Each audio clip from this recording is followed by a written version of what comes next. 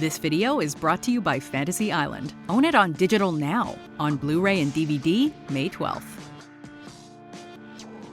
Learn from the past mistakes of others, and you may make it out of this alive. Welcome to WatchMojo, and today we're counting down our picks for 10 ways to stay alive in a horror movie. Should you ever find yourself in one, of course. For this list, we're looking at some of the key things to do and not do should you ever find yourself in a horror movie. Come along as we shine a light on some of the most common mistakes made by characters in horror cinema, as well as helpful tactics to avoid winding up as part of the kill count. People are always going down into basements. Don't go in the basement. Carry a weapon. Yeah. Yeah. And I don't know, I feel like people in horror movies are always doing dumb things. Yeah. Running towards the problem. Run away from the problem. I know. Feel free to take notes. Your very survival could depend on it. Number 10. Don't go into creepy places. Oh my god, it's beautiful. I'm the spider, and I'm sleeping in the Rambler. Actually, let's take it a step back and instead begin with this little nugget of wisdom. Trust your instincts. We would say go with your gut, but that kind of feels like we're setting ourselves up to be disemboweled by the killer. So yeah, trust your instincts. Okay, there, I saw it. Can we go now? Who ordered the chicken? Because I don't like to spend my nights in a house where a child murderer lived.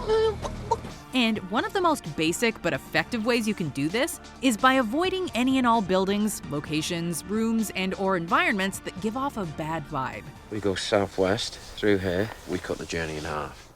What, through the forest? Yeah, why not? This includes such classic and universally recognized creepy places as attics, basements, cellars, dilapidated barns, abandoned houses, etc. It can equally apply to more mundane environments like, say, the woods, cornfields, or tall grass, but which, for whatever reason, give you a no feeling in that moment. Cal, wait! Captain Cal to the rescue! Da-da-da. Number 9. Don't trust kids. Heartless? Maybe. But this genre is crawling with creepy children. Within the context of a horror movie, kids are, in the absolute best case scenario, a liability. In the worst case scenario, they could literally be the death of you. Konnichiwa. Watashi wa Karen. Anata wa?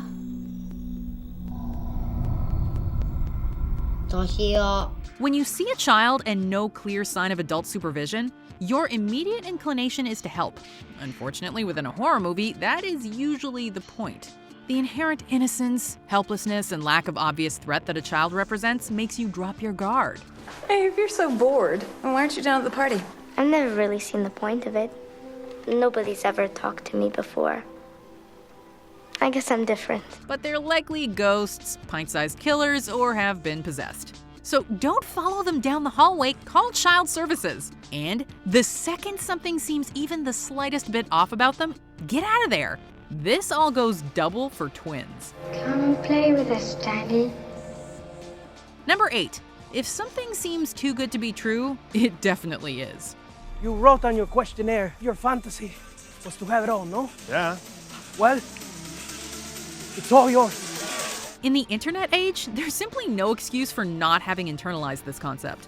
When you get a pop-up offering you a free Nintendo Switch or telling you that you're the winner of $1 million jackpot, do you click on it? No! This $1,000,000 each, though. That's for real? Good question. Don't have a clue. Well, when you find yourself in a horror film, you need to apply the same logic. Is someone offering you a large sum of money to stay in a spooky house for the night, or wiping your debt in exchange for participation in a trial of some sort? Yeah, paying people to lock me in a room never seemed too appealing to me. Yeah? What changed your mind? $10,000. Chances are the personal cost to you will be far steeper than advertised. Most likely, it'll cost you your life. As they say, there's no such thing as a free lunch. That little thing? I can blow that thing right away. You could? Oh, yes. One poof, and it'll be gone. Oh, you would have to get close enough to see my face. Number 7. If you get the chance, run and don't stop.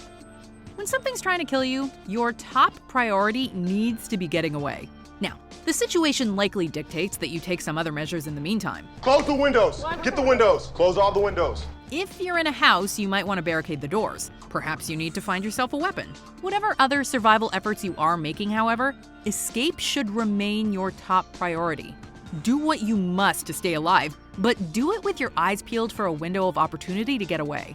When it presents itself, start running and do not stop. Did you make it to a road? Is a car coming towards you? Keep going, it's likely a trap.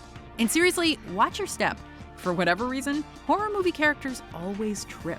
Oh God! No! Number 6, stay away from antiques.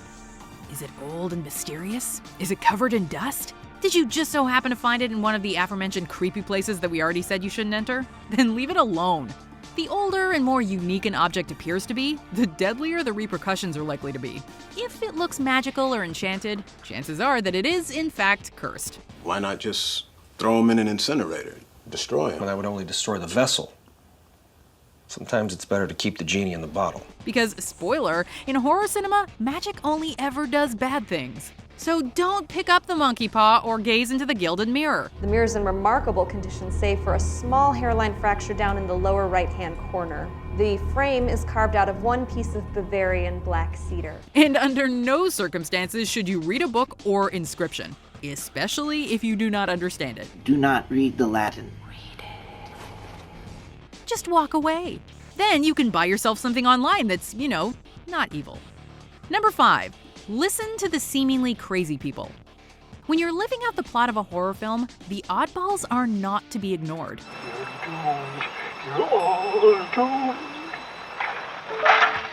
Within this specific deadly context, that which is typically dismissed as the ravings of a lunatic becomes almost prophetic. What are you gonna do to me? I'm going to keep you alive. The hermit, the village idiot, the cackling cat lady, and residents of the local insane asylum, they know best. Such figures typically speak in riddles or deliver their warnings in an unconventional, off-putting, or disturbing way. I'm the messenger of God. You're doomed if you stay here. This place is cursed. Cursed. It's got a death curse. But it falls to you to parse meaning from their statements like your life depends on it. Because it does! Now, while the crazy people are the ones whose opinions you should hold in the highest regard, you're best to play it safe and take into consideration any and all warnings, regardless of the source. I told you not to go in that house. Number 4, if they're missing, assume they're dead. Harsh, we know. But if you've seen any horror movies, you know that when someone is missing from the group, their odds are not good. Hey! Guy! Friction! If they've somehow managed to survive on their own, again, slim, then hopefully they've hidden themselves away somewhere while whatever lethal threat continues to focus on the core group. Hi. So, by that logic, trying to find the missing person does little good. Seeking them out might just put them in harm's way, and it's almost guaranteed to put you and your fellow survivors at risk as well. Whether they're alive or dead, again, most likely dead, looking for a missing person is ill-advised. But hey, if they are still alive, maybe they'll provide a last-minute save. But probably not. It isn't Benny!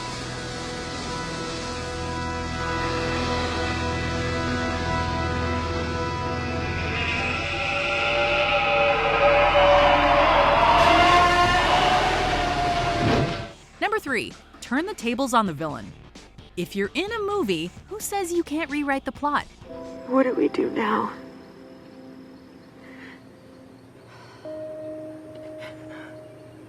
We fight. Don't want to become just another victim? Then don't act like one. The final girl trope, for all its flaws and problematic elements, offers many lessons for staying alive. One of the defining final girl characteristics is that they're proactive. Rather than running, hiding, and screaming, lay traps for the killer. Arm yourself with a weapon not just to be used as a last resort in self-defense, but to be aggressively wielded against your foe. Whether you're facing a flesh and blood killer or a supernatural force, the villain's biggest weakness is overconfidence. They assume they're in control. One of their victims going from prey to predator is just about the last thing a killer expects.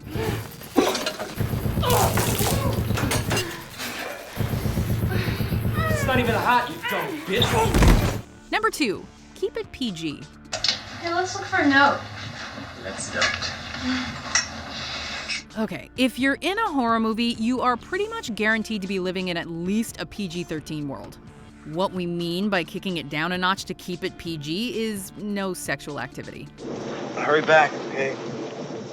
It's getting cold in here. One of the cardinal rules of the horror genre is that those characters who get busy on screen are doomed to meet a grisly fate. There are certain rules that one must abide by in order to successfully survive a horror movie. For instance, number 1, you can never have sex. Again, the final girl archetype can help serve as a guide. Though there are many characteristics shared by final girls from throughout horror cinema history, their virginal qualities, or at least a lack of promiscuity, is a major component. Now, before you get too excited, fellas, the connection between sex and death holds true for you also. So, yeah, keep your pants on. Before we unveil our number 1 pick, here are some honorable mentions. Always keep your car well maintained. I know it's not going to start. It's not going to let us leave.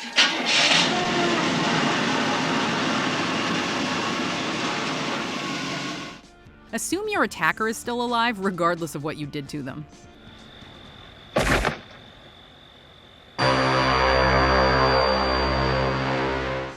Own up to your past misdeeds. I don't think any of you have any idea of just how nasty what you did really was. Leave urban legends untested. And if you look in the mirror and you say his name 5 times, he'll appear behind you, breathing down your neck. You want to try it? Call the police. Operator, how may I direct your call? Can I speak with the police? Is this an emergency? Yes.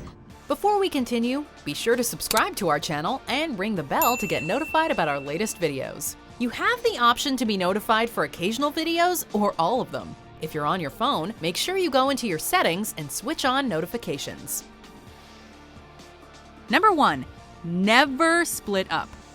Be it by a serial killer, supernatural force, or some monster born of science, when you're being hunted, it pays to follow the lead of the creatures who have the most experience, herding animals. As a group, you become harder to pick off. But for whatever reason, horror movie characters always default to the mentality of divide and conquer. It's almost as if they can't help themselves. This isn't right. We should split up. We can cover more ground that way. Yeah. Yeah, good idea. Really? While splitting up might get certain survival-related tasks done quicker, efficiency won't do you much good when you're dead. Yeah. She's right, we should stick together. Yes, that's what I'm saying! And the fewer people you are, the more vulnerable you become. So don't do solo or subgroup investigations, and don't say, "be right back." Just stick together, and some of you might actually survive to appear in the sequel. Never, ever, ever, under any circumstances say, "I'll be right back," because you won't be back. I'm getting another beer. You want one? Yeah, sure. I'll be right back! This video is brought to you by Fantasy Island. Own it on digital now, on Blu-ray and DVD, May 12th.